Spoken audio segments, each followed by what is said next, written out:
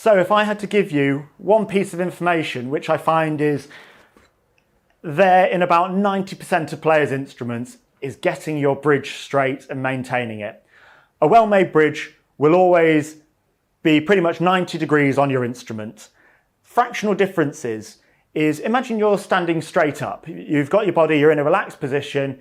If you're doing any sports or you're ever trying to be in a kind of balanced state, that's the position you want to be in. And that's what you want your bridge to be doing. That's where it's going to have the most flexibility. Your bridge will turn sideways, it will twist, and it will go forwards and backwards, which is how you create a lot of the frequencies.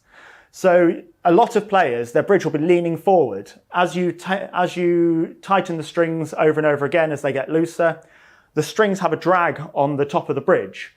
The bass side will tend to pull towards more because you've got a larger thickness of the strings, and the thinner strings on the E side will move a bit less. So it's also likely that your bridge is tilted more on your bass side than it is on the treble side.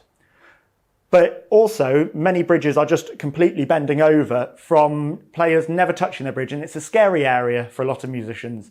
A lot of people tell me, I don't want to touch the bridge. I just never want to touch my bridge. I don't want to damage the sound of the instrument, and I totally get that. The fear of knocking a bridge over, it never really happens when you know what you're doing, is the reality. When you feel uncomfortable with it, yes, you can worry about these things, but if you are controlled with how you're doing the bridge, I've put a video online about this actually on YouTube if you ever want to check that out, for how to straighten your bridge.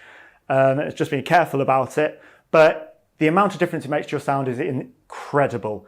I made a fractional change on a player's instrument recently, and for the first time he changed strings. He changed his whole brand of strings that his instrument could never take before, found a huge amount more sonority in the instrument, and it's completely changed the instrument from just by and I'm talking a fraction of a millimetre.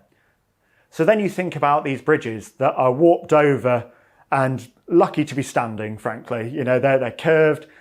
The amount of sound projection, volume, character you're losing is endless. So definitely learn how to straighten your bridge, take care of your bridge, keep an eye on your bridge, especially when you're traveling different temperatures. But that would be one of my key factors to look out for in your instrument. It will make a huge difference in your sound and your enjoyment of your playing, because you won't have to dig in as much in the instrument, the sound will be freer, and then you're freeing up your technique, because that's what it's going to influence at the end of the day, is your technique and then your sound to the audience. So check it now. It's going to be really worth your while. I'm Paul Shelley from Paul Shelley Violins, and I look forward to speaking to you next time. Bye for now.